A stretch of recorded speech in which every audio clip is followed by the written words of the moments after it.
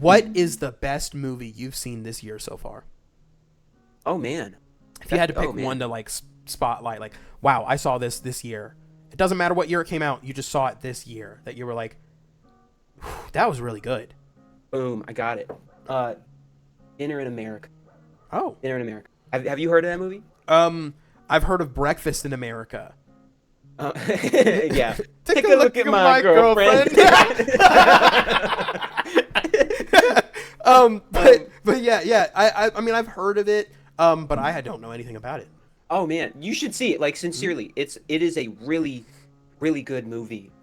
It's really you can't really tell from like the trailer, I guess, but it's really about like kind of like being a musician in some way, and like it's about counterculture in America and the clashing of different cultures, and like how at the end of the day we all still sit down at the same table and eat dinner, and like how that looks for different people, different like groups. But that sounds interesting. But it's really also about like, like punk music and like being against the I don't want to say being against the establishment, but that the social norms of the time.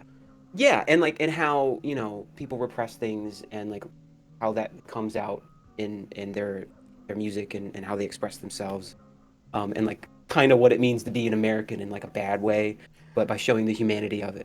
I feel you. Yeah, because when you play, there's no way you can hide how you truly are when you're a musician. Yes. Like it just like unless you were conditioned by birth or something to be a pop star, no matter how much you fake or front, your true feelings will come out. If you are a selfish person, you can see it by playing and like playing around people, and trying to fit in the pocket. You can tell. You could tell somebody, and that's an interesting thing to like spotlight, while also spotlighting the cultural significance of like a punk movement or different forms of generational rebellion. Because that's really what punk was. It was I'm rebelling against my parents, but we still love each other. But like, I'm not going to live my life like you. And then that perpetual cycle that kind of happens every generation till the end of time. Oh yeah, until we get rid of labels. Until we get rid of labels of like Gen Z and Millennial and all that stuff, Gen Alpha, which historically was only coined to group up a different generation that you hate. That's the only reason that type of timing started. But I digress. But that sounds interesting. When did it come out? No, oh god, I think it came out a few years ago. Like 2022, 2023, something like that. Maybe a little earlier, but it sounds like a 90s movie or something. No. I mean, I guess it kind of gives off that vibe a little bit, but it's very vulgar. But it's very funny. In like a dry way a little bit. I don't know. It's one of those movies that definitely I think it gets better with a second watch, but the first watch is still awesome. Like Pootie Tang. Exactly like Pootie Tang. It's a 1-to-1 recreation of Pootie Tang in that way. But it's just it's really good. It's really good. Sadate. But mine. No, you're going. You go. Go. Keep going. I was just gonna say no, it's okay. I was just gonna say it had like it was like released small in like the Netherlands. It only like 1 or 2 theaters, and then like it kind of blew up because people were like, wow, this is like actually a really good movie. I'll have to check it out. Yeah, I know I didn't really give a great kind of synopsis. I guess it's like a guy like trying to make his music work, but he's also like on the run from the cops. And he's like an actual freak. But he meets this girl who's like she seems like kind of autistic or like kind of weird, and she doesn't really fit in with other people, and they kind of find each other, and like she softens him up, and he kind of like brings her confidence up, and they just kind of it's a love story too. So you should have led with that. Yeah. I love love stories. That's like my bread and butter. Yeah, I think you'd really like it. It's a really good movie. It's very endearing. It's heartwarming in like a very vulgar way. You are such a very vulgar boy. I'm a dirty boy.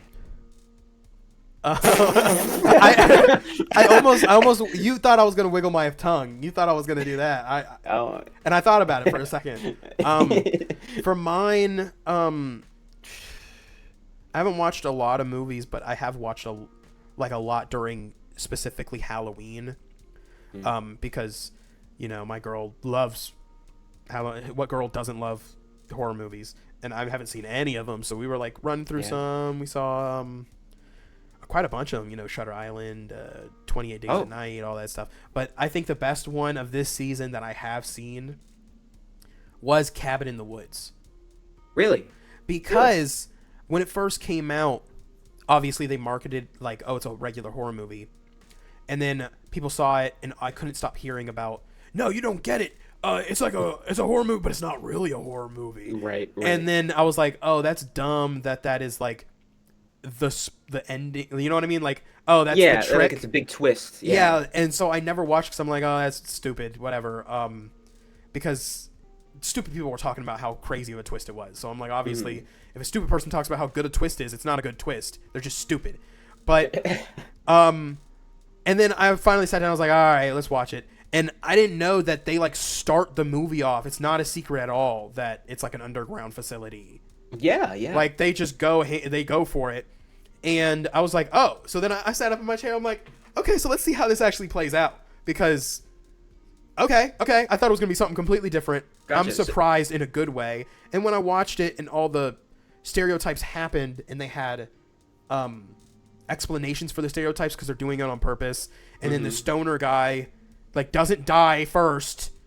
And he's actually like the smartest of the group. He's the guy. I'm glad that they're subverting expectations, and I'm glad the way that they're going to do this.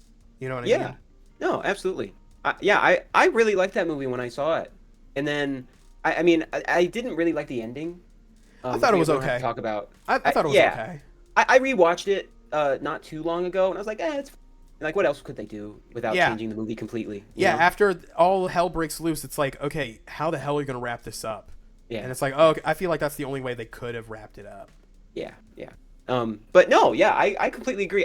You bring up a memory for me, because I remember I watched it by myself several years ago, and I was like, you know what, I like that. That was pretty cool, because I knew going into it, like people talked about it, they say it's great and they loved it. I'm like, so I'm already going in. I'm like, I don't know. Yeah. Especially since the people that are like, oh man, this horror movie's great. It's like picking a dog turd over a other dog turd, a different stink. There's so many bad horror movies that they like condition their brain to be okay with bad horror movies. So when they are surprised that there's a good horror movie, it's like a god sent it to them. When it's like, you didn't have to watch all the bad ones. You could have just chilled and watched all the good ones. Yeah, like you don't have to go see Annabelle Part 6.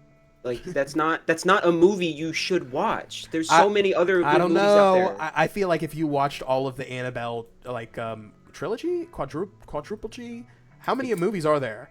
A lot. I don't know. You need to do, probably still making more. If you did an Annabelle, what are the odds you would do an Annabelle? No. You have to run through all of them and give your review. Zero. I'm not that. You are literally asking me to sit down and waste my life. Yes. You know how funny of a way it would be to waste your life. In all seriousness, I would rather watch the Cleveland Show. But you love the Cleveland Show. Exactly. I just want to talk about the Cleveland Show.